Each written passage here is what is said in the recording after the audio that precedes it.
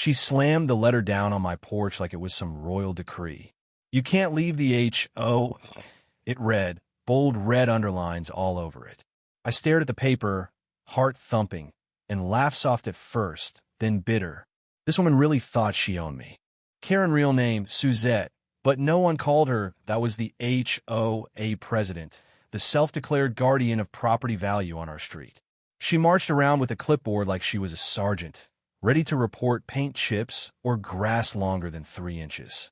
But when I finally had enough and legally withdrew from the HOA after discovering a buried clause in the bylaws, she lost it. "You can't just leave," she shouted across the cul-de-sac, hands waving, curls bouncing like angry springs. "It's not how this works." Oh, but it was. I had the documents notarized, filed, and approved by the county. I followed every legal step. But Karen, President Karen didn't care about legality. She cared about control.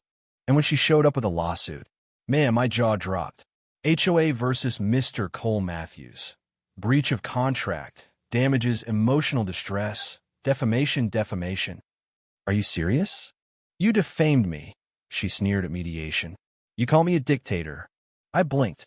"Because you threatened to fine a cancer patient for putting up a wind chime." She gasped like I'd slapped her. I swear if she had pearls, she would have clutched them. The day of court, I walked in calm. Not cocky calm, because I knew something she didn't. My lawyer, bless his savage heart, stood up, presented 2 sheets of paper, and said, "Your Honor, we move to dismiss based on the HOA's own governing document, specifically Exhibit A." Karen's lawyer, some smug guy with a gold watch and too much gel, stuttered, then asked for a recess. Denied. The judge barely looked up. Motion granted. Mr. Matthews is not a member of the HOA. All claims are dismissed. Then came the twist. My lawyer stood again. "Your Honor, we countersue for harassment, malicious prosecution, and emotional distress backed by community evidence." Karen's face turned white. Actual paper white. Like the life drained from her the second the word countersue hit her ears.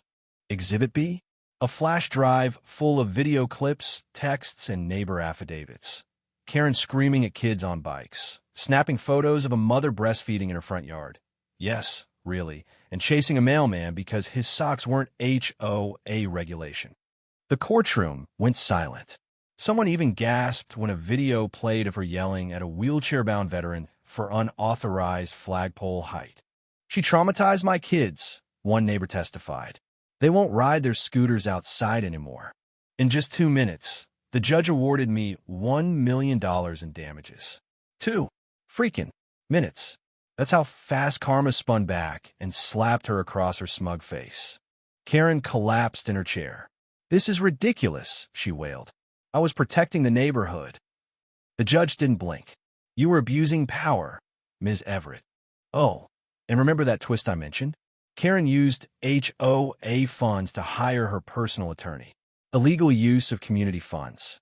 That opened another lawsuit from her own neighbors. A class action. I walked out of court and exhaled, slow and deep. The sky felt bluer, the air lighter. It was over. Years of tension, harassment, warnings about my mailbox color gone. I didn't just win. I escaped. And watching Karen's minivan get booted the next week for unpaid legal fees, that was just a cherry on top. To anyone dealing with an HO, a tyrant, check your bylaws.